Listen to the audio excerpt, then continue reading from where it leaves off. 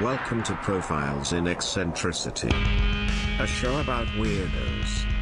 With your hosts, John Fahey, Aaron Peter, and Matt Brousseau.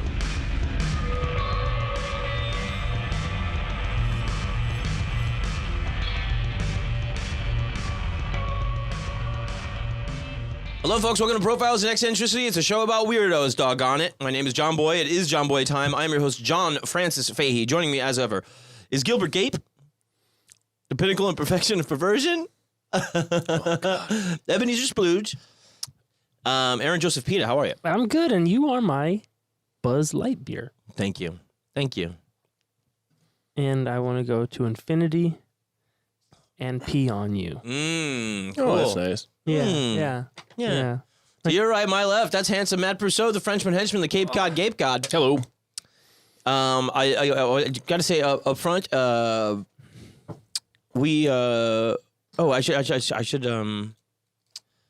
should say again, our friends at Graveyard Shift Screen Printing are doing those excellent "Don't Tread on Me" shirts in the shape of reproductive organs of a lady, and or a guy. Some guys have uteri all the time, constantly. Yeah, most of the time. Yes, and they have love canals, which you like. I love the love canal. Yeah, and I love the disabled.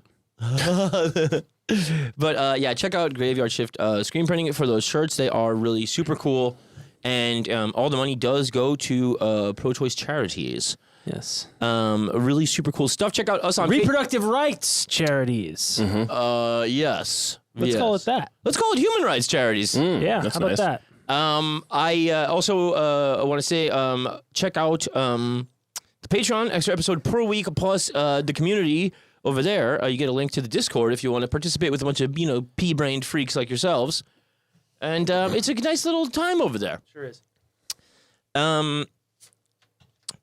I kind of need to go balls deep right away. It's too deep. It hurts. Warm me up first. I'm coming in real hot. I would say this is going to be a Like looks-wise, or? Oh yeah, well that plus with content. If there's some of you guys have adorable little children, this would be the time for them to maybe Learn something? yeah or Pay attention. Yeah. get on the trampoline or Yeah. whatever. Hit up Sky Zone. Go outside, have a juice box. A bag of milk. Yes. Maybe find a stick. Yeah. Ah, that's a good one, yeah. Finding a stick. Dig a ditch. Dig a ditch. Oh, yeah. Yeah. The world needs ditch diggers, too. Yeah. And I want to come in real hot with a little quote. This is also somebody else's content. But I fell in love with it so much, and I couldn't wait to share it with Aaron. Especially because you're fucking diseased, man. You know what I mean? Did you get a new phone or something? No. There was just like a weird sticker thing. Yeah, that's fine. Just leave it on the floor. Yeah. Just Yeah. No. I'm gonna do that. For now. But so this guy, he does one of those reviews things on YouTube. And so he reviewed something that this is real nice because what are you gonna get already so excited?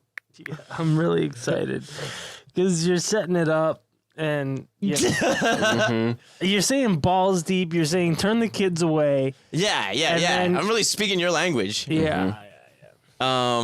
And somebody's reviewing something. Somebody's reviewing something, which means we don't have to watch what he's watching, but he does. Yeah. But that's something I really enjoy, and I never knew this guy before.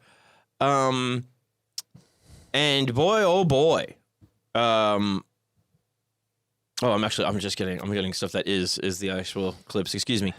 No, we don't want that. Well, we do.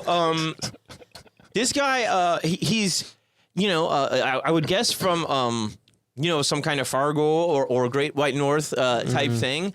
And he's incredibly enthusiastic, which is in short supply.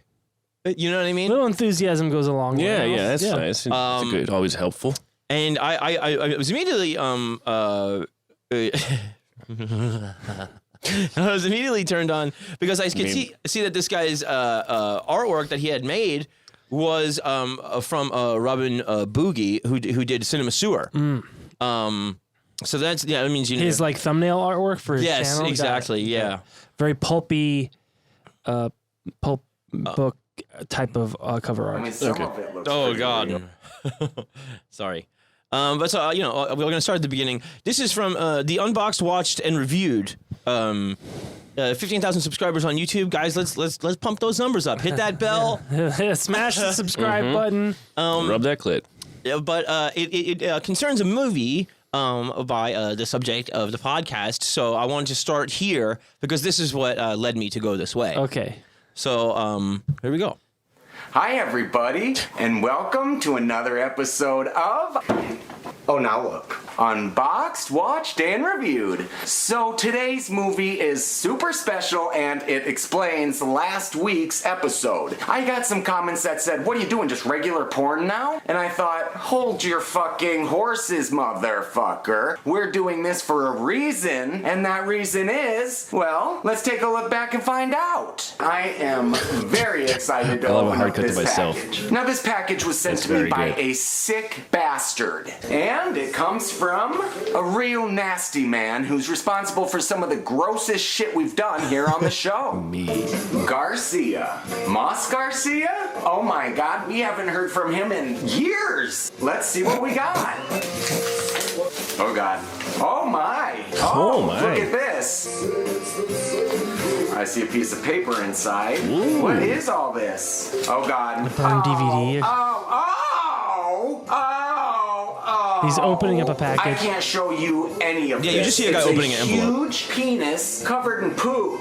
That's the fucking disgusting. That's the fucking disgusting. The fucking disgusting. Thanks, I'll hang this right up. Okay, let's check out this note. Hello, I have pleasured myself many times over the years to these films. I wish it was me. Enjoy this picture of my shit-covered cock, little piggies. Wow. What? So that's Moss. Love always, Daddy Moss. I hope you enjoyed the picture of my shit-covered cock. No, I don't.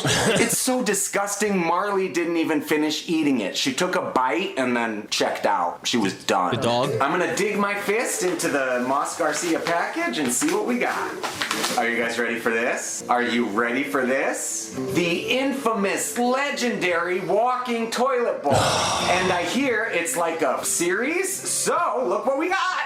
Walking Toilet Bowl 2. There are actually 4 of them. I wonder if it's the same toilet bowl in both movies. Moss, you are a sick fucker and you came through once again. Someone told me that this is the real deal. It's very rough and it's sick. And they say Jamie Gillis is worse than Contusion. So I am so excited to see Jamie that Gillis because is in it? Contusion is very, very sick. So with that said, are you guys ready to start the walking toilet bowl? I know I am. Let's do it.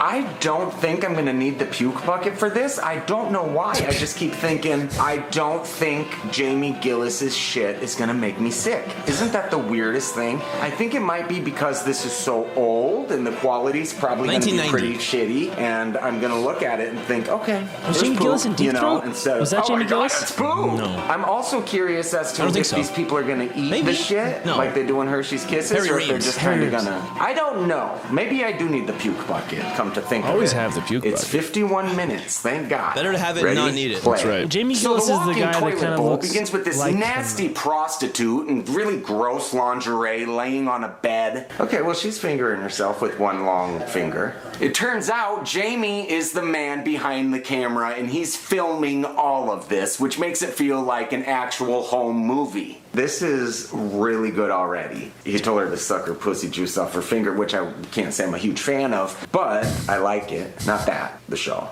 Show? Okay, so we're 51 seconds in. Now, are you guys ready He's to commenting see on his own- on his own toilet shit. bowl? You gotta brace yourself because she is a real beauty. Okay. So she looks like a man, terribly ugly woman. He just said, let's see that fucking disgusting body of yours. And he's slapping her with some sort of big ass belt thing. Oh God, it's a close up of her booty hole. Is she gonna shit? Who's gonna poop? And when? She said, I'm a walking toilet bowl. She's completely spread and he's whipping her right on the tussie. It looks like Martin Short is getting his pussy whacked. Whoa, she's got some nasty ass teeth. Do you think this woman is gonna top Ricky Fastiga in sickness? That would be really hard to do. I mean, Ricky Fastiga brushes her teeth with the cum of 11 men. Ricky is a sexual deviant who doesn't mind having her heart ripped out of her pussy. I mean, they're taking her liver out of her cunt. And to top her in grossness would be quite a feat. It's POV, she's licking his dirty shoe and he's got a massive hard on. Oh, he's stepping on her face. She's licking the bottom of the shoe now. He's stepping on her face. He's stepping on it harder. Oh God, he's doing the spitting thing. Oh God. It cut, now he's jacking off above her head. I think she's probably a whore off the streets. She gives him a disgusting rim job, which was really suspenseful because I kept waiting for shit to fall out. I don't know when the shit's gonna come. She's sticking her tongue out. Cut to her on her knees and he's slapping her across the face hard. Was he like famous by this point? I think so. Yup, He was very brown, hairy nutsack. Cut to her big butt and he's punching it. Ouch. Punching her big butt. Hit me, ouch. Bitch, if you can't take it, don't ask for it. She got a big bruise on her leg from a previous encounter, I'm assuming, and he just punched it. He's not standing up next to her, punching her in the arm. He said, if I'm gonna shit in your mouth, I want it to be pretty. Put on this lipstick. Get a lot of it on. I can't see it. She's got her mouth open. And then, without showing the actual act, it cuts to, and there she is, covered in shit. She's holding a piece of shit, and it looks like chocolate or mud. It's really not that gross, unless you think about what it would smell like, which I'm not going to do. Jamie Gillis has big poops. So rub it around, let me see you covered in shit. She goes, I can't eat it. And she's gagging. Fuck yourself with shit, he said. Oh, there's more shit. He's like, look at that. Pick it up. There's a good place to stop. This is like a 5-minute video. It is, it's really, really, really, really, really wild. And so, you know, the stuff that's come up about Jamie Gillis before, and this will probably be a 2-part because I want to, you know, get into some of the more mystique things, shall we say, up front, and do it a bit non-linear. Starting with, you know, 1990, because he got into porn in like 1971. But the things, yeah, I would hear, because he did like the story of Joanna. You know, there was a few bigger ones, you know, that were even shot like at sort of palatial estates and stuff, you know. And but he had. I'm gonna look up a picture of him just so I have the oh yeah. No, 'cause I think I know which guy Jamie Gillis is. right here. Oh shit, sorry. Yep. Yeah. Harry Reams kind of looks like him, but Jamie Gillis, yeah, I know. Dark complexion, dark hair. Yeah, he's got. It kind of looks like God, what's the actor from like the Ocean's 11 and The Long Goodbye? Elliot Gould. Elliot Gould. Oh, okay. Like the. Oh, Elliot Gould. Okay. I didn't remember him being in Ocean's 11. Yeah, he is. He's old. Yeah. I'm sure I didn't recognize him either. We He's old. gotta stop that. What are you looking up now? Okay. That's Elliot Gould. Yeah. Yeah, kinda. Right? Sorta. Okay, well, this guy eats shit, so here we go. Let's go. Jamie Gillis. Yeah, Jamie Gillis. Do you know much about him? No, I just recognize him from pornos. So, do you remember the part of Boogie Nights where it's the bummer times and he gets in the limo and it's somebody to have sex with Roller Girl? Yeah. That was Jamie Gillis actually started that, and it was the beginnings of what they called gonzo. And Gonzo Reality. Yes, it was a series called On the Prowl, which I think he did also like 4 of, and followed quickly by the Walking Toilet Bowl series, of course, which is just too funny a name. It's the Walking Toilet Bowl. Good God Almighty. Well, I think the name speaks for itself. Both the cleverness of the name is kind of lowbrow, so you can only expect that. Yeah, but he beauty from the movie. He had a lot of that like, that really intense dumb shit, even in his characters in the movies. And I guess what he said what was happening in porn was like he was thinking the scripts were getting just so stupid and everything that then he started this gonzo style, and it was almost a thing to be like bringing it back to, you know, the scummy Times Square shit, Right. And it was like, let's have like a girl from the streets and a guy from the streets, you know. And I'll just pay him $100 and give him a hot meal. Hot meal the shit. Yeah. I think I think he would do the same thing where he actually had a girl, and then it was like go around and pick up a guy, and but yeah, you know, he was kind of seeing a thing where porn was losing the counterculture nature. It was getting too mainstream for him. Yeah, and just like the thing of like, you know, it was rebellion at first. So he was kind of seeing that sort of erode. And he was a real actor, you know. He did Yeats plays with the wife of Joseph Campbell. Oh, no shit. Wow. Yeah. Like that would be like the night after a porn shoot. Oh, God. And then she probably kissed her, and then poor Joseph Campbell had to kiss his wife on the mouth. No, she was directing, I believe. Okay. Now that's a hero's journey. He said he was at one of these shoots. It was one that he actually got arrested for, where it was called All in the Sex Family. Brilliant phrasing. Really writes itself. Yeah. And they were filming out on my native Long Island, and it was a thing where he was saying I had to go back into the city to do these Yeats plays with the wife of Joseph Campbell, and so I'm telling the director, like, as I'm fucking the girl, like, I gotta go, and the director's going, "You're gonna come?" And he's like, "No, I gotta go." And he's like, "So then I came and I left." Hey. Ridiculous. But yeah, he was saying like there was a thing there where he was arrested, for like obscenity charges, and it was really just because it was Patch Hog in Long Island, which was very close to where I grew up, and I'm sure far more white and up its own ass, you know, than it is now, for sure. And so they had a porn theater in the town that like showed the movie shot in the town, and so then you can see like the mayor's house, and that like outraged people. Oh, that'd be cool. It was a thing where they're like, because it was like shot like in a nice neighborhood, you know. Yeah. And that outraged people, and then he said he got arrested for that, and was just like, you know, like locked up for like 2 days.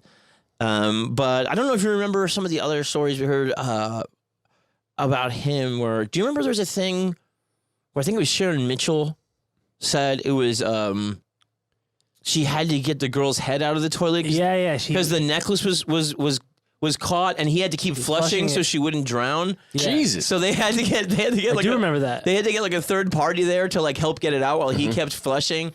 And I mean, meanwhile, you could just turn off the thing. Yeah. But yeah, I think he liked it. Yeah, or they're all on coke. This was the time of if it's yellow, let it mellow. Yeah. So he was like, fuck the government.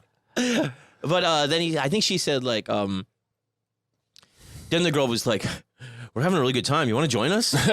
Like, someone was drowned in a toilet. Yeah, but she survived. That's a good time. Yeah, and he also had the thing too where, he was I think married to Serena, the porn star. You know what Serena looks like?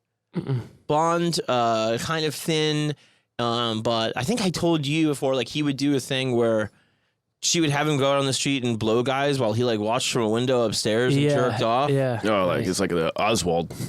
Rear window. Yeah, he's the same as Lee Harvey Oswald. Well, he was shooting from a window. Who's the other guy? The guy on the green? The grassy knoll.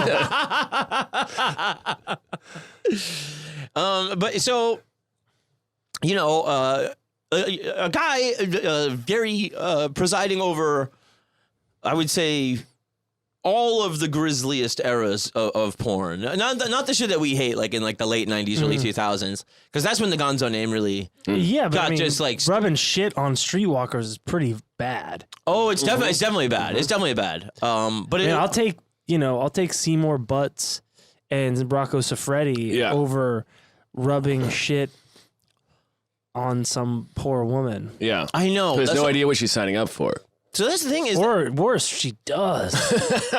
so that's the thing that's kind of so fascinating about the guy is because like he's like Lesbian. classically trained actor, but then like he obviously has like the impulses to do this kind of shit. Well, then, I mean, based on our Scotty Bowers episode, it seems pretty par for the course. Yeah. Yeah, A lot of classically trained actors love playing with shit. The classical training is it keeps them tight, you know, and they have to let it out by eating shit all the time.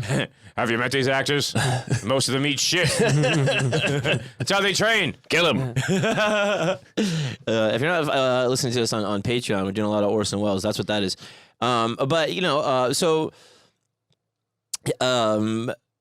Orson Welles is really good. thanks, man. That's nice. I think we all do a pretty good job. I think yours is. My Jaglum is fantastic. Oh, your Jaglum is second. Log jam. But so like it's like early 90s, right? Early 70s. And he said there was a thing, I think it was like just an advertisement in the Village Voice for nude modeling. And he's like, I don't know what the fuck, I'll check it out. He was driving a cab in Manhattan at the time. And doing, plays at night. And he was just like, okay, well, any work I can get that is acting, I will do. And that will keep me acting. And so, before, it was like a thing where it was like stills and then very much the Phil Prince era with the sex shows. Mm-hmm. And at that time... That's how they get you. At that time, they had this thing where there was some kind of... a loophole where it was like you could get away with doing this kind of thing if it was found to have a noble artistic value or some kind of redeeming social value. And who votes on that? Well, that's the thing he was saying. He's like you would think making people comfortable with sexuality is the redeeming social value. Right. You know what I mean? Not to the human toilet level point. Mm-hmm. But even then, who's to say? Mm-hmm. Who? Not me. I'm not judging. That lady said, I'm a walking toilet bowl. And he was like, yes, you are. Fuck yourself with shit. I knew that would bum you out so bad. I've never heard anything so appalling in my life. But Fuck yourself with shit. yeah. Like and then having some poor... satanic panic, wet dream. Yeah. And having some poor Canadian... But he's so game. How game is that dude? Jamie Gillis? No.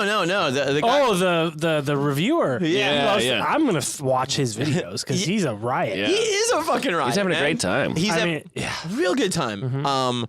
Doing a real good job. He's like, it makes her lick her pussy juice off her finger. I don't like that. Yeah, what? I like the thing where it's like the guy goes, "Who's gonna poop?" Later on, I think he almost goes for the bucket. Spoiler alert. Oh, yeah. If you watch the full 5-minute video, it's only 5 minutes, but I had a fucking blast. Oh, you blasted. I had so much fun watching it. It was so fucking funny to me. I was dying. God, you are a sick son of a bitch, man. I love it. Well, I mean, it's just a guy on a couch. I'm not watching the thing. I don't want to watch the thing. I'll watch the This fucking is far better. Mm-hmm. That's probably like a fucking hour-long movie. With multiple discs. And I just get to see the 5-minute digest Yeah. of the guy that watches you it get, for you me. get to see the new rock stars breakdown. Yeah. Looking for Easter eggs in the shit. Yeah. Corn kernel breakdown. All the things you missed in Human Toilet too. Diarrhea confirmed? All the Easter eggs. Oh. I like that. Put on this lipstick. God. Look pretty. I can't see. So Put it on. this is a thing. Imagine this, right? At the time, I mean, like, yeah, all that shit is going on. Her face. No. I'm saying like just in the scumminess of Times Square and stuff. Mm-hmm. And he was talking about a thing where he was going like he was like he's like, in the movies, like Phil Prince movies, he goes, there could be, like simulated rape and beating people and stuff like that. He goes, it wasn't so good though with the bondage because then the idea was that they couldn't get away and right. they're not choosing to act in a movie, But I was by like that anti-porn Times Square thing where they had like the feminist office there, like and they're like campaigning against porn, and he's like, and I went in and I was like, well, what about if some people like doing that? He's like, and they basically threw me out. First of all, I'm a man in there going like, it's not Back it off, broads. It's not so bad, but he was saying like, and I didn't even say about the redeeming social value, the loophole thing. So he would be on stage like getting blown and he'd be reciting Yeats. So there would be some like artistic value, but he'd be like skull fucking the skull in Hamlet. Oh God! He'd be like, Ireland is a terrible beauty. Alas, poor York, I blew him well. But yeah, it was just a thing like, if there's somebody there that's gonna narc. I'm already doing this later tonight anyway. Yeah, I'm running line. Yeah, and running lines. And he wasn't a drug guy. He said, he's like, I think at 68, he said he had some bad drug experience, and he goes like, and he's like, I'm glad Sharon Mitchell like came out on the other side of it. And he's like, but I remember like on porn sets there'd be like girls that were gonna shoot heroin, and like I didn't have a problem with them doing it, but like they would still go in the other room because they were embarrassed to do it in front of me, that sort of thing, So he stayed away from that, but obviously his excesses were carried out in other ways. Mm-hmm. A lot of steam to blow off. But so yeah, the whole thing there was he's going like about he said there was people that would basically be beating my door down to get their to get he said to get abuse they couldn't get at home. And he goes, there was one time a girl, he was like, threw out. So when did he start doing that? Like when? So he starts doing the stage stuff. Mm-hmm. When does he start doing the bondage stuff? And when? I think like that. He was just even in his own life. Oh, he was doing like dom stuff. Yeah. He was a sicko. For real, he wasn't playing. I mean, you're not in Walking Toilet Bowl as a poser. You know what I mean? Yeah, you gotta walk the toilet bowl walk. Yeah, you do. So he was into the BDSM stuff in his private life. Yeah, he's got his wife on the street sucking a stranger's cock. Oh God, it's so hot. So this episode is almost exclusively for your buddy Zach. By the way, this is straight up for Zach. Nice, shout out to the newlywed Zach. Mazel tov, baby. Mazel tov, Zach. Don't let Angie listen to this. No. So. You don't want to make me a walking toilet bowl, do you? Do ya? No, but he said there was a thing where like I had to hold the toilet bowl to flush. You left the seat up again. There's a good reason for that. He said, there was a girl I had to throw out of the apartment one time because she kept saying like, "Is that the hardest you're gonna hit me?"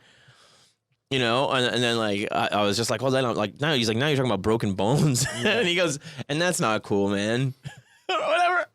And he goes, and then like she kind of like him knocked like a few minutes later and was like, I'm sorry, I won't. You can hit me. You can hit me not so hard. But he was saying like literally, guys, and also he was bi too, so like guys, and he said also, like what he was saying in this office of this anti-porn thing, he goes like, he's like, there's just as many men that want to be fucking probably more treated like complete shit, but with this whole kind of thing and with the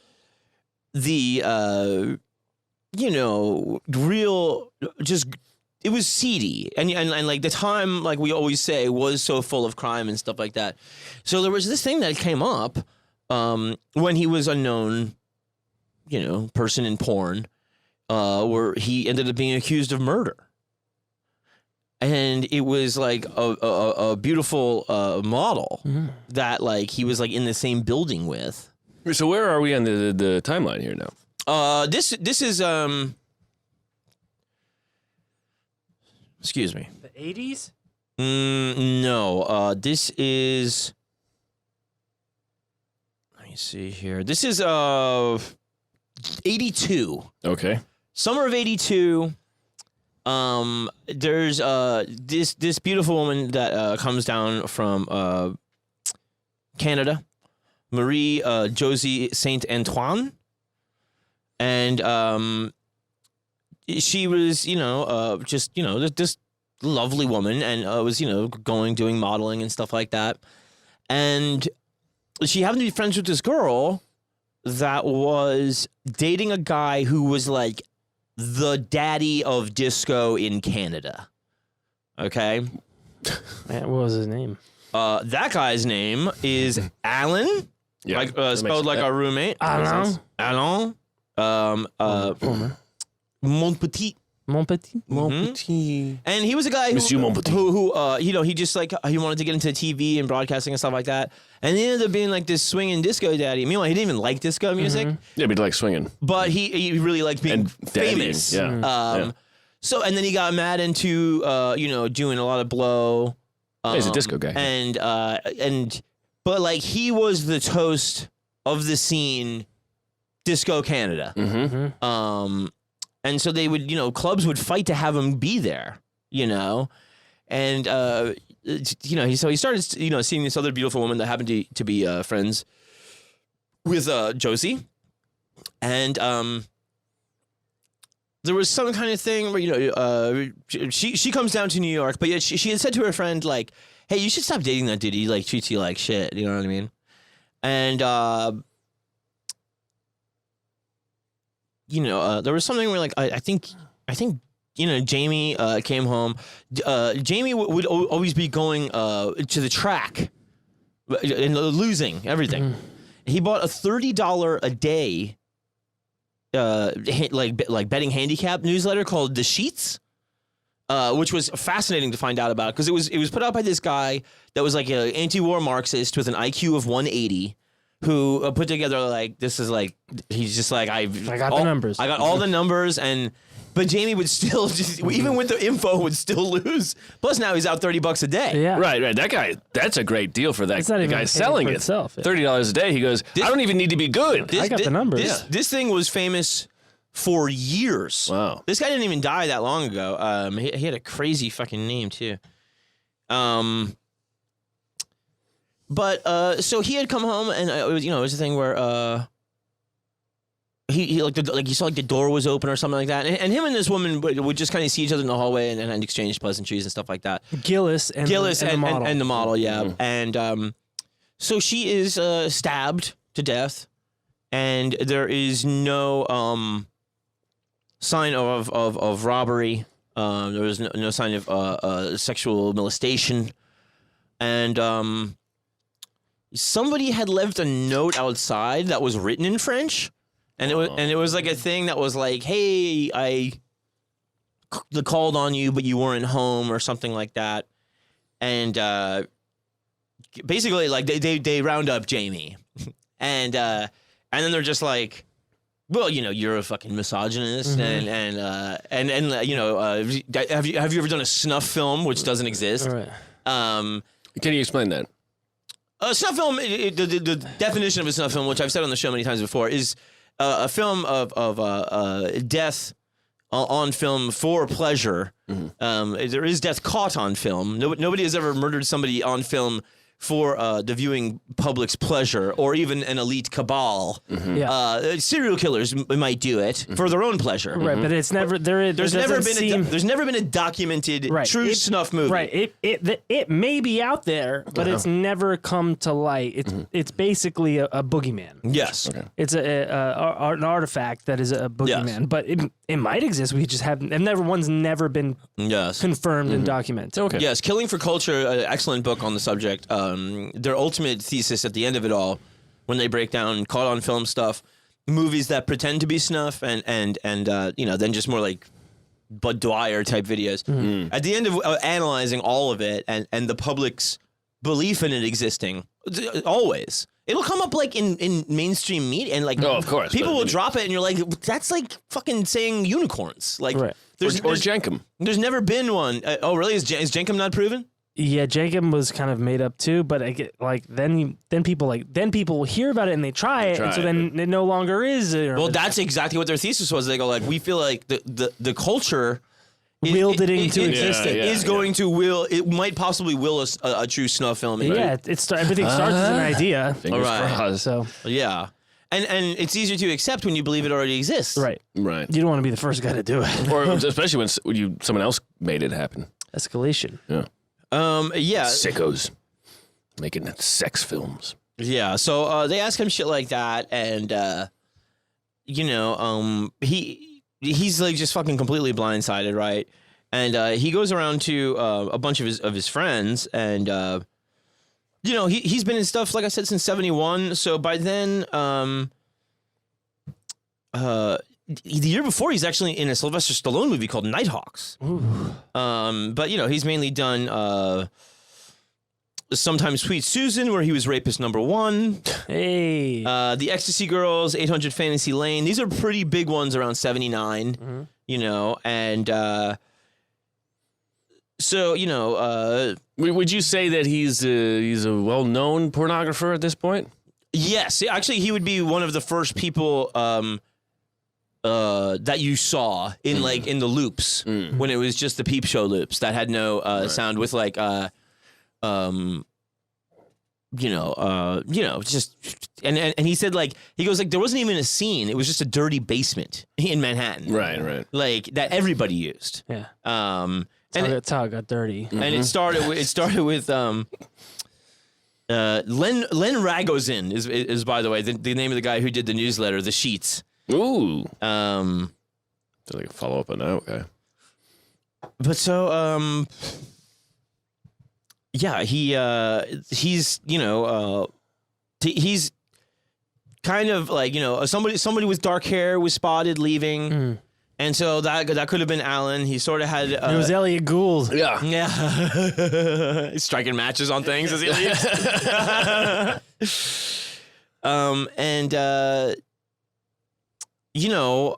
Everybody loved this girl, and she was kind of famous, so it was like, this is fucked up shit, And people knew Alan was in town, and the police are just under so much pressure because now it's in the New York Post, the papers, there's pictures and stuff like that. Beautiful, semi-famous person gets killed, maybe by a pornographer. Right, and that plays very well. Or a Frenchman. So a French Canadian. They taken Alan and Jamie, and Alan resembles the sketch. And he's sort of got a motive, and there was a DJ named Jackie Lee that said, no, we were having sex for 3 days straight in a hotel room. To her and Alan? Yeah, her and Alan, to the cops. Oh. So now his fucking alibi is locked in. Wow. And then Jamie, who usually goes to the track around this time and then stops at the Long Island Railroad bar, is found to have just happened to not do it that day. So right around the time in question, it's no alibi. And he's questioned for days and fails 2 lie detectors. Oh.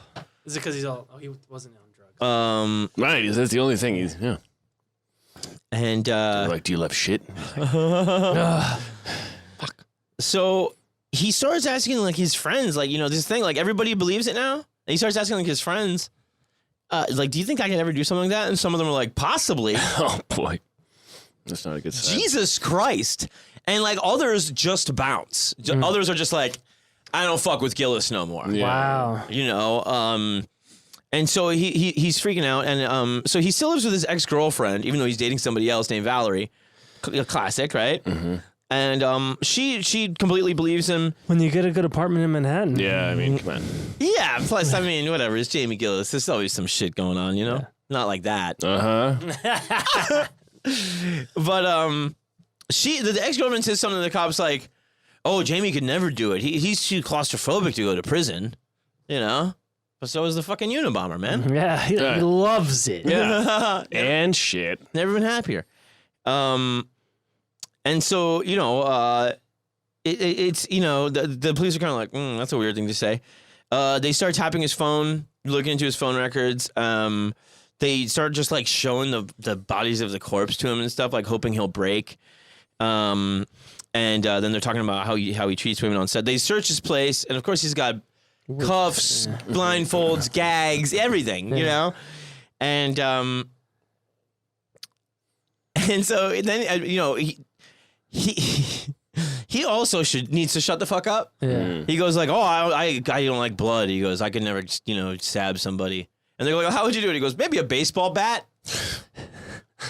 Always good to tell the cops how you would kill somebody. Not only that, then he also says, well, there's no way I wouldn't fuck her first before killing her. Jesus Christ. That's pretty good, though. Dude, Come on, you know me, guys. Yeah. No signs of sexual molestation. Not for this guy.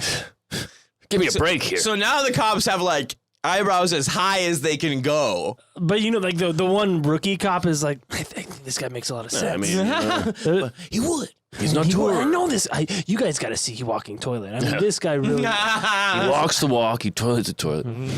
So he goes. They're like, do you want to make a statement? And he's like, yes, I do. And he doesn't understand what that means. You know what that means.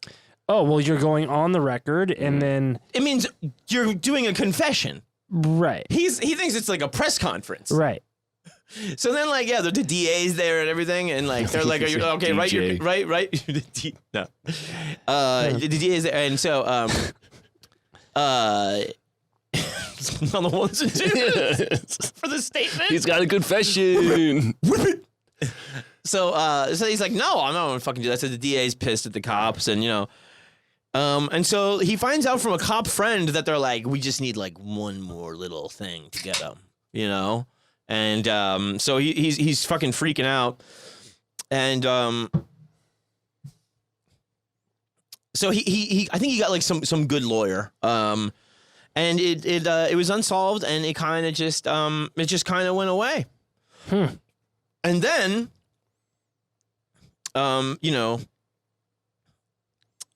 everybody said, Alan goes back to Canada, and people are like seeing like this decline because he's having a hard time shaking it too. And so he was friends with this guy named Coco, Leopold, who I think he would say like Coco on the air or something, probably a drug reference. Who was friends with Coco? Alan? Alan, and they were actually like kind of radio partners and stuff. There was actually a movie made about their friendship and like being the disco daddies of Canada called Funky Town. But so Coco one day out of nowhere just goes on the air and says Alan did it. Oh my God. Yeah, and he's like he went there to like intimidate her into stopping fucking with his girlfriend, and then he like lost his temper and fucking stabbed her. And so everybody's like, this is on the air, and the public in Canada is like, what the fucking fuck is going on here, man? Holy hell. Oh, this is good. Golly, Oh, jeez. boy. Oh, boy. Wow. Wow. I just wanted to listen to the news. Wow, those. Hey, honey, put down your bag of milk. Come hear this. This is bonkers stuff. All right, the Canadians on because this is crazy. I just need some calm. Oh my God, these fucking. I mean, in Chicago, Yeah. the fucking disco daddies are at each other's fucking throats. Disco Daddy's fueled up. Coco's coming out swinging. So yeah, so like all their fans are like, "What the fuck is going on?" And then there's a defamation thing that comes where Alan's like, "That's none of that shit is fucking true." And I think Coco has to settle for $30,000 Canadian. Small sum, eh? And There's a bunch of loonies. Oh, shut up. And yeah, he but then Alan is just deeper and deeper and deeper into drugs and alcohol, and then in 1987 he just like checked into a hotel in Washington D.C. and overdosed on coke and morphine and booze. Like So much fun. What a way to go. I mean, nice way to go. and He did it on purpose. It seems, yeah. It Or seems it's like this guy did a murder and couldn't live with it, and it was just it eroded him all the way, Yeah. and and meanwhile, then some cold case thing in 2000 brings up the case again, and they arrest Jamie again. Oh my god. In 2000? Yeah, and he's in San Francisco in a coffee shop, and they put him in cuffs. He's like, guys, I'm working on Walking Toilet 5. This is my 10th cup of coffee. I've got somebody waiting upstairs. Give me an hour. You do not Give want to me be a here right now. The back of this cruiser is going to be fucked up. This is a driving toilet now. Any of you guys know how to memorize lines? Well, we can make it a jail thing, I guess. It's kind of all improv anyway. But yeah, that is just like a thing where it came up with the guy from the Rialto Report, which has exhaustive stuff about Jamie Gillis. I think the main guy behind the Rialto Report is this guy Ashley West. And he was so close with Jamie Gillis, and he's just this British guy reporting on old porn. He was the executor of Jamie's will. Oh my gosh. And I think they have even control of his as yet to be released autobiography. I hit him up, of course, to talk on the show. And I'm saying, okay, well, it's Jamie Gillis, Times Square, I'm going so I messaged him, and it's the Rialto Report is the name, but it's Ashley West underneath. He's the the guy behind it. So I message him and I go, hi Ashley, are you in New York? And he sends me back 2 question marks. And so I get cunty real fast. All you did was email the words. Message, are you in New York? Are you? Hi, Was hi, it a Ashley. text? It was an Instagram message. Oh. So I say, hi Ashley, are you in New York? He says, and he goes, two question marks, and I go, the Big Apple, city that never sleeps.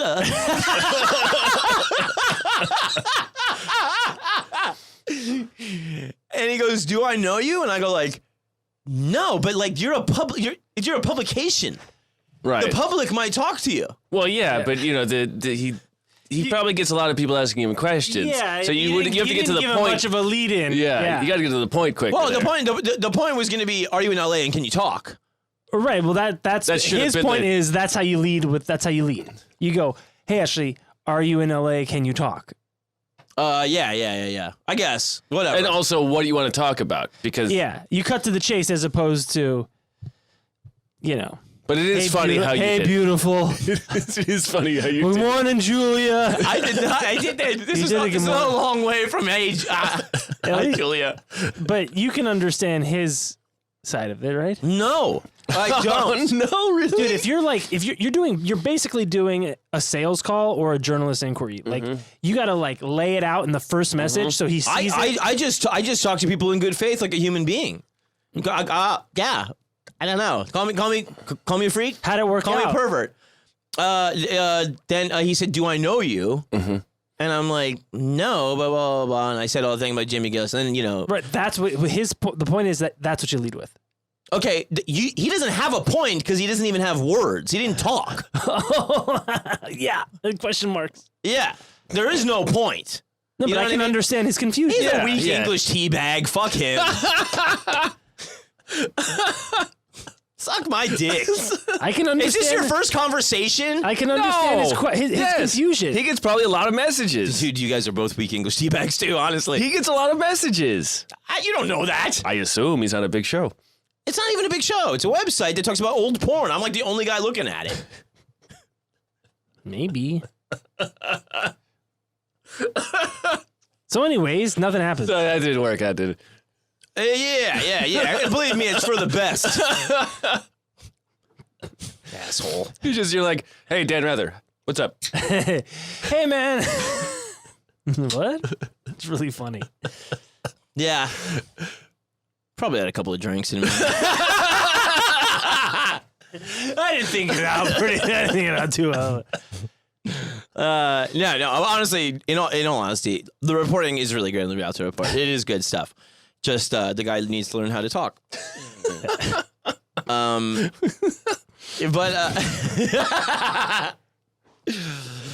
But I might hit up actually Robin from Cinema Sewer because he's got That's so straight up his alley. Like What about Brian?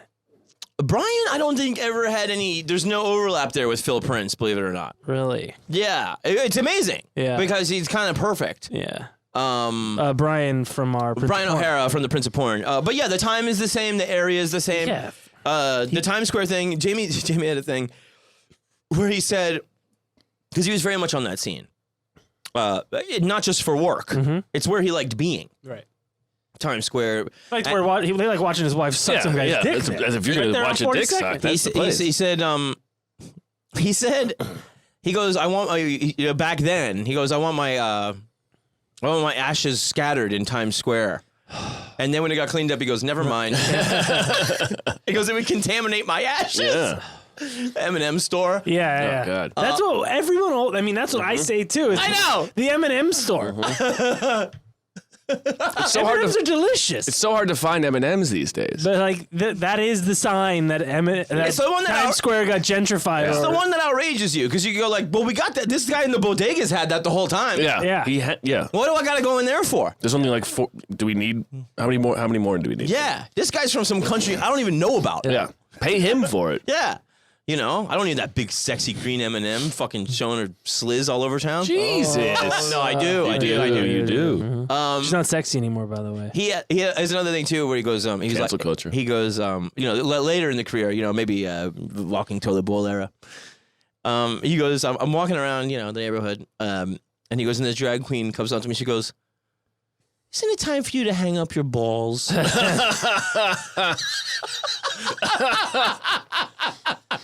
him up. Here we go. Right here. You want to take a quick break? We'll come back. Yeah. All right, be back. Be right back, folks. We'll hang up our balls and be right back.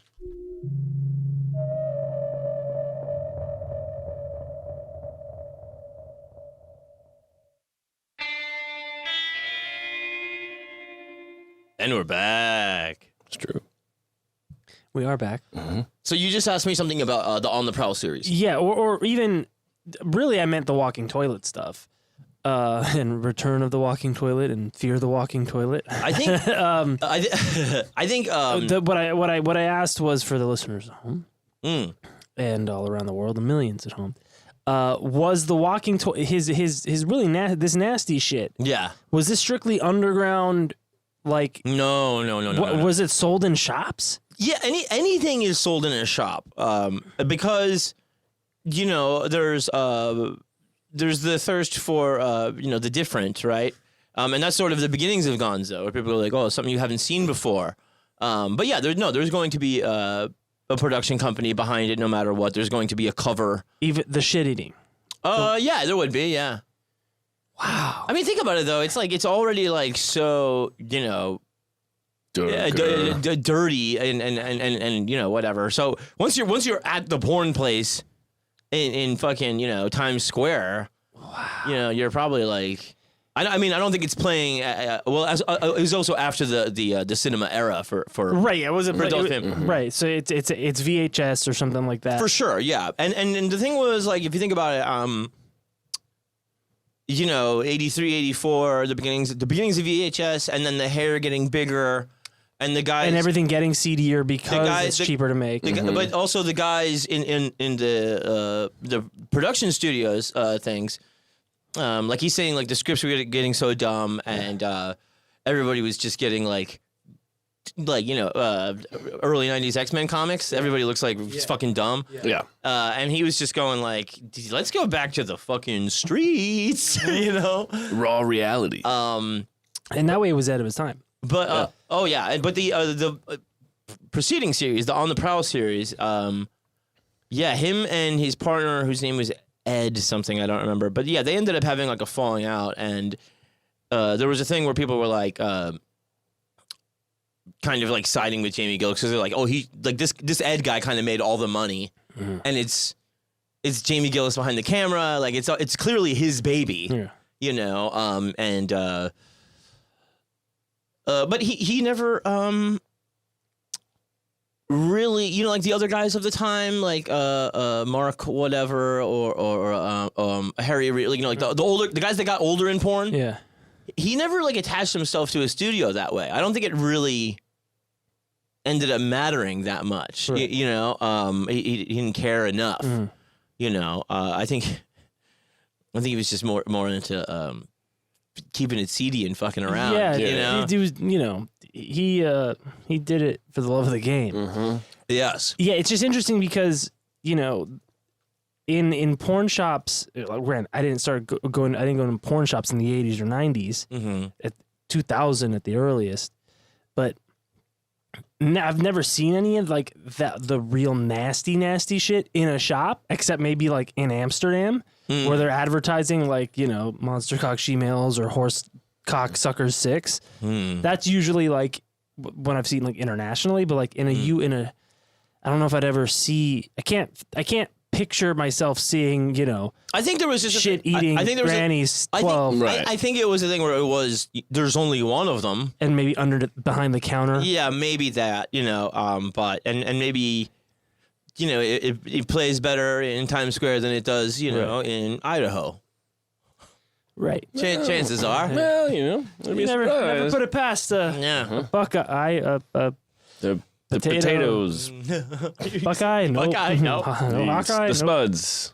So I want to see if Oh, more dongle? I got to get into something here because this is going to actually speak to sort of what you're talking about in the era before all of that, where he started from, which is like the loops and stuff, right? So I might be a little early on this, so just bear with me a moment. I did that for Sam because he was always doing the fetish magazines. So this is how he's getting into the pictures. If I 71. found him the girl he needed for that shoot for the day or the next day, he would give me a commission and then I could work with the girl. So I would go out in the streets. Sam would say, well, I need a big tits today, big tits. Or I need a, black girl. Or I need a submissive girl, whatever. Want to be a model, take him upstairs to meet Sam. It's amazing how, I don't know if it would still be easy, but seemed to be easy almost. And it was fun to just spend the day doing that, looking for talent. A lot of people say that from back in the day. Even though this was the beginning of the hardcore industry, some of the loops were quite shocking. I guess not so much early on. Later in the 70s, they were pretty wild. Times Square had a lot of animal films and... Like the Linda Lovelace dog loop. Well, actually, as long as you bring it up, I knew the dog. I think I knew the dog before Linda, as a matter of fact. Or maybe it must have been just before Linda, because I seem to remember that the guy came... Also, the dog was gay. Had a gay master. Hold on. The dog was gay. He had a gay master. And this is also the basement. So therefore, the dog was gay. Yeah, well, the basement with the pick 'em. basement with the dirty mattress. He goes, there was no scene. It was just a basement. Yeah. All of the loops are in the same basement, including the dog. And he goes he's like, mainly the loop was like a guy fucks a girl. Yeah. He goes, sometimes they have me dressed up like Dracula. It's for Halloween. That's a Dracula. a Frankenstein's That's a monster. Dracula. I don't even. This is like a thing where he didn't even finish the anecdote, which is really weird because you realize how many times he's come up against law enforcement. He goes, somebody saw me in the thing where I was dressed up as Superman. Warner Brothers coming for you. No, And, maybe that's what you want. I think it was more of a. Listen, man, I'll go up against the Holy shit! The Warner Brothers are here, and they got hard on. Well, keep it in the family, I guess. But he goes, I remember a detective asking me seriously, "Are you Superman?" Knocks on my door and asks me, "Am I Superman?" No, I'm Clark Kent. Do you want me to be? Yeah. Oh. What's it to you? I'm just a newspaper So reporter. anyway, the dog is gay. The dog's master is gay. Stay in this because this is good. And he was fucking his gay master. So they weren't sure that the dog would take to a female. And Human. I'm pretty sure Bob was telling me that the dog had not been with a woman yet. So maybe this was just before Linda's loop. Just before Linda came to town, I guess. Because I did my first loop was I think around January 71. So if it was before Linda, it must have been just before. What was your experience with the dog? The dog shows up, and there's a girl. What's her name? I forget exactly her name. And the dog doesn't want to have anything to do with the girl, so they put some mayonnaise, and that seemed to do the trick because the dog liked the mayonnaise, and then he got into the girl. The dog fucked the girl. It's the same dog as Linda's dog. Although I must say the dog performed better with Linda, maybe because he already had some experience or liked Linda more. She's I don't pro. know. So I fucked the dog. I mean, I fucked this girl and the dog. I mean, I forget the sequence now. The dog fucked the girl and I fucked the girl. And when the girl was getting ready to leave, Bob said, which one was better fuck? And the girl, clearly telling the absolute truth, because her eyes were like, she said, oh, the dog. And she left like, as if she were leaving to go buy a dog, you know. Go buy a that was dog. her attitude. The dog was like she was really excited about it. It was her first dog. What was your reaction to Linda's film? I thought Linda's best performance was with the dog. I think that's a great film. It shows a really, I think, what seems to be, anyway, a very turned on, happy girl and dog, you know. They seem to be made for each other. Did you ever own any of the loops at this time? I had this projector, they were all 8mm. Anyway, how's about that there then? Yeah, I don't know. I mean, I don't know how. I've seen that loop. And it's like so grainy. Yeah. There's like no you can't be like, oh, the performance. The human emotion. Yeah, there's nothing coming through there. Like The way her face lit up. I mean, you can't. No. He was like when he said the way her face lit up about that girl. No, I know, but also about the Linda reel. it's Jamie Gillis. He's goosing it up. So it's a thing where it's like It's very funny. to him he goes like, well, this was the peak of her career. You're never gonna do that. Deep Throat. Johnny Carson's going to see Deep Throat. He goes, it's not the dog loop. Yeah. Nope. The Johnny Carson probably saw the dog loop. Have you seen the dog loop? Ed, I've got a first privilege. Dynamite. Woof. I gave it 2 paws up. Oh. You know the dog is gay. The dog was gay with its master. What? Until it got the mayonnaise, it wouldn't have sex with his lady. Not even peanut butter. Every Breeder's must. Every aspect of it is like, what the fuck is going Dude, on the here? 70s is a weird time, dude. Yeah. And 70s mayonnaise. I don't remember the sequence of events. You don't remember who fucked first, you or the dog? Yeah. If you're going in after the dog? Oh, God. Who's the dog now?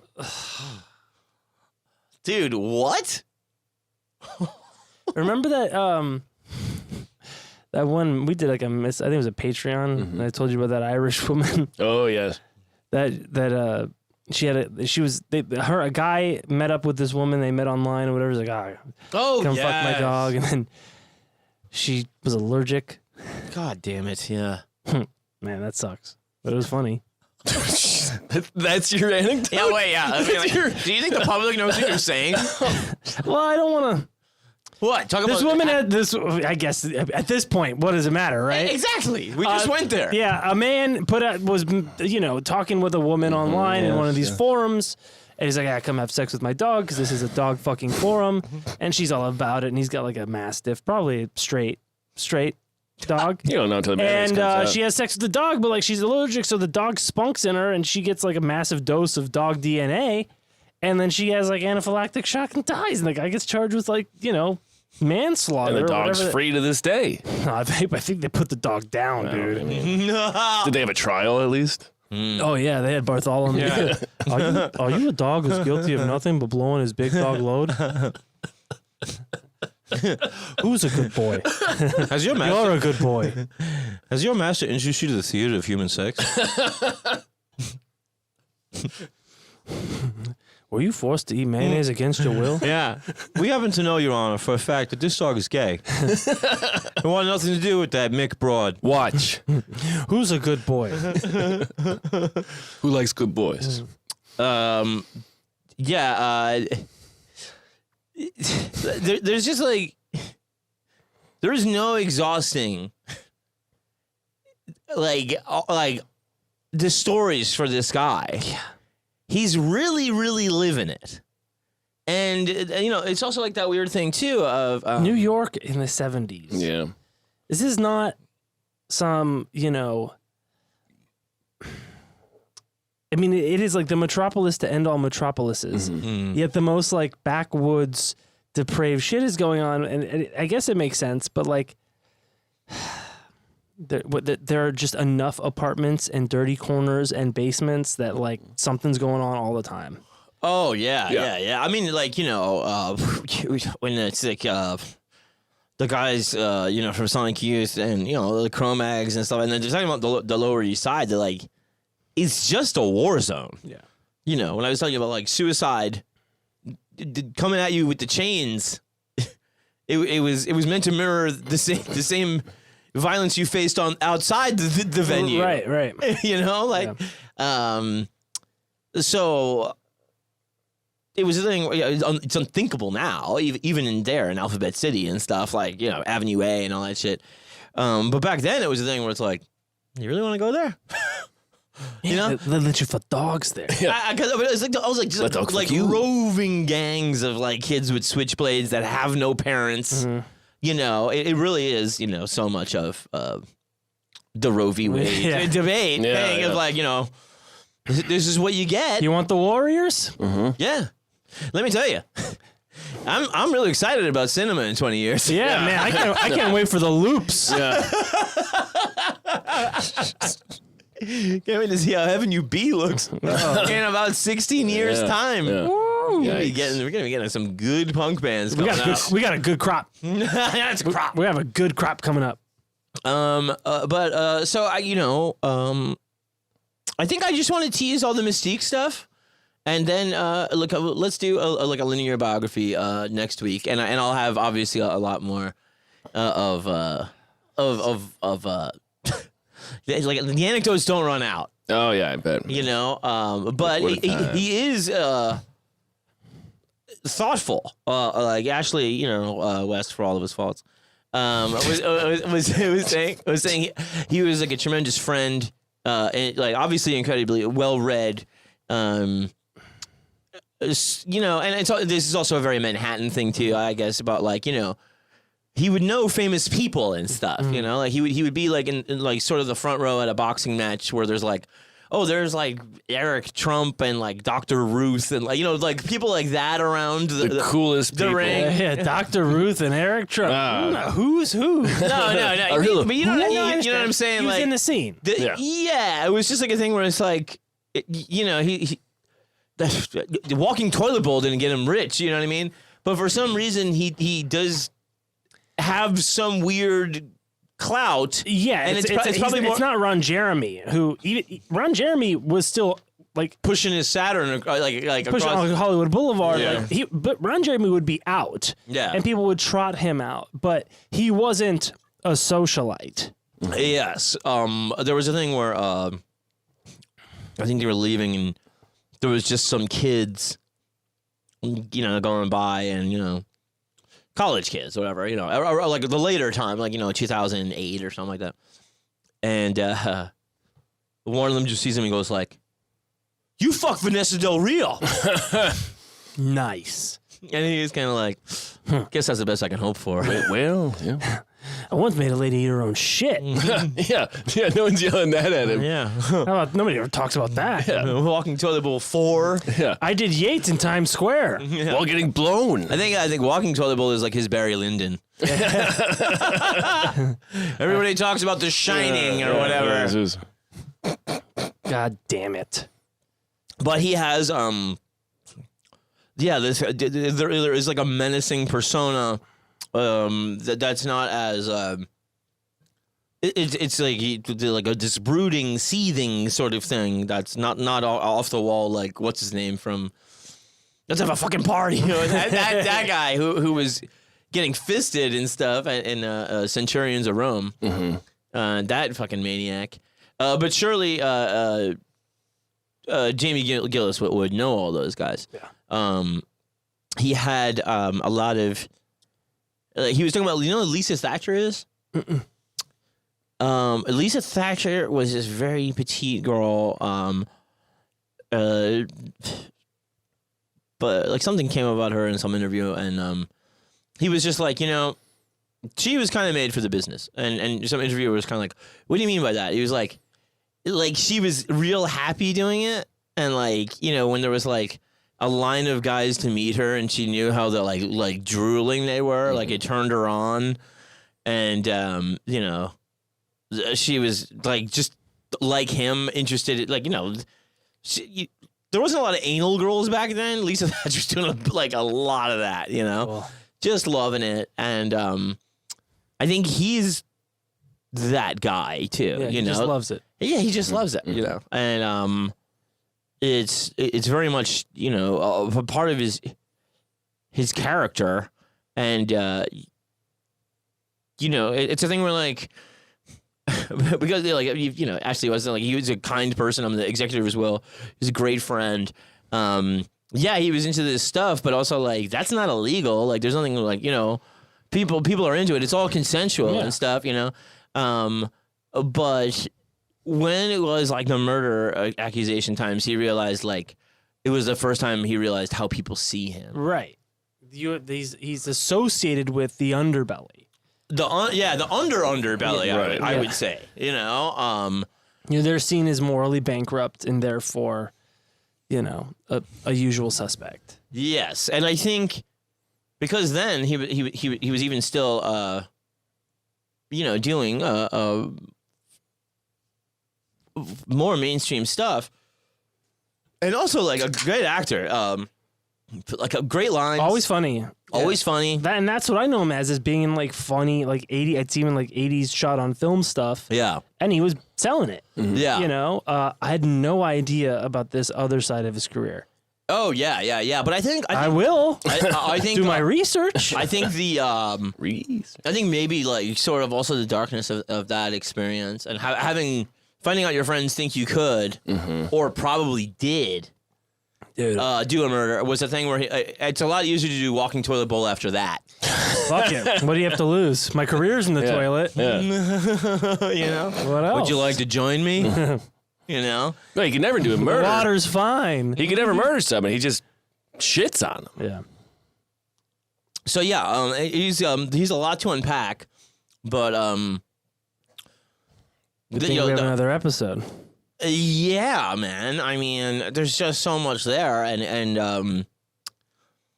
you know, I knew there was going to be so much, and I just wanted to kind of tease the mystery before we get into the real bones of it, and go through the journey to see how does one make a Jamie? Yeah. where I was going. How does one make a walking toilet?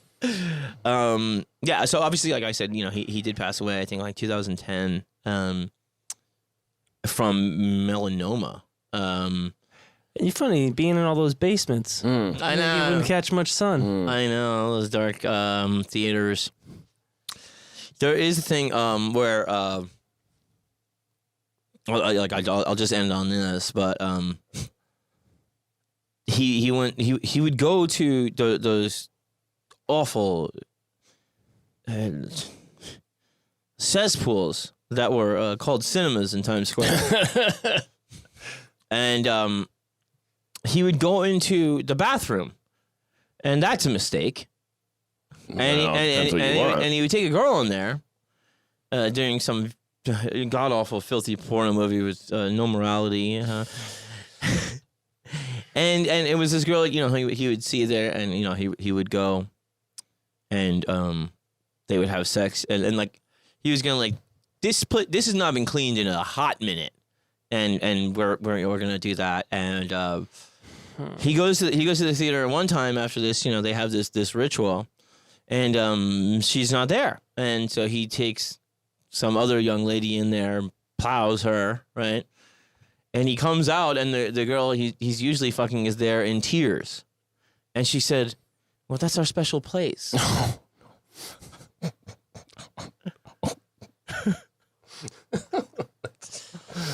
That's the urinal. That means a lot. You really to me. do take all the girls here. I thought I was special. One day I'm going to make a toilet bowl that walks.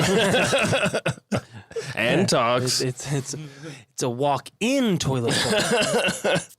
Like a walk-in closet. Yeah. I want it to come to me and beg. Jimmy, beg.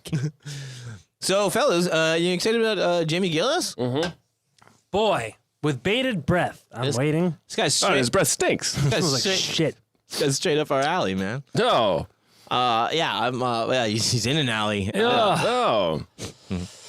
But he's got that like the a little bit of a New York intellectual. Another Jewish guy. Yeah. Good Jewish boy. Theater man. You can hear the sort of education, So the Ron Jeremy thing goes a little bit the same too. It's like one of these sort of things. It's sort of thoughtful, but it's it goes. Thoughtful.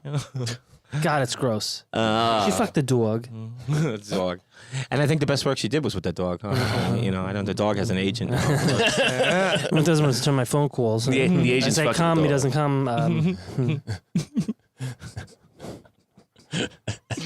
He's hanging out there with Lassie. She looked like she was going to buy a dog. It's so funny. Like she was out the door calling up the humane. And saying it in front of the guy she fucked. Yeah. The dog was better. I gotta get a dog. Aaron, it proves you right about so much. I know. She fucks her dog. And that Harvard study. She likes fucking dogs so much she went out and got one. How about the director thinking to ask the question? Yeah. That's like Say! that's an Al Goldstein question. Yeah. Now, lady. Who was it? It's Columbo. No, just There's just one more thing. who would you like better, the dog or the Oh, the fella? dog. Yeah, that's what I thought. That's what. I rest my case. Takes out begging strips. All right, fellas. We'll tear it up next week. Part 2. Part 2, Jamie Gillis. God Fantastic. damn. Hey. I really, it's so much fun for me.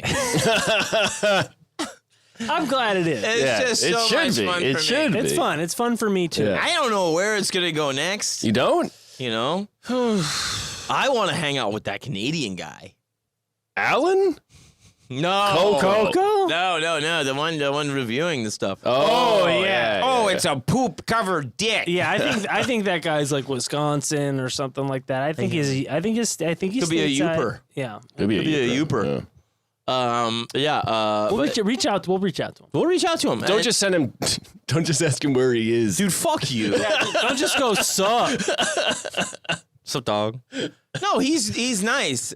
Again, I'll send the same message to that dude. No, man. It didn't work. I'm doing it. Yeah, well, This is now a social experiment. Yeah. Hey, man, whatever his name is. Are you in the Upper Peninsula? okay. Yeah. Be prepared to beat. I know it's okay. No, that's just saying. It's not. It's not. You were what are you, the touchiest motherfucker of all No, time? it's not rude. That's how you It's- message No, people. it's not rude, John. I don't think it's just dumb. If you want a response, make it worth their while. They want to know it's worth their while and time. So lay it out. Lay out what you want up front. Catch it. I don't need And more communication tips next time. Profiles and I eccentricity. just don't need it that much. You know what I mean? I'm like, hey man. Nah, it's just for the fans, I talk to everybody like, we're at a bar. Well, because I've had a few. because you've had a few. Yeah, you're a few deep at this point. Put yourself in these people's shoes. Try to be like them. No, I do not want to be like that fucking asshole. Yes, you do. No, I don't. Come on. And Jamie, I understand you need a dog. Get your fucking boner down, Ashley. No, I'm just fucking around. It's all love. It's all love. Let's get out of here. I'm going to say goodnight. My name is John Fahey. I'm Aaron Pita. My Brazil. Good night, everybody. We love you. Good night.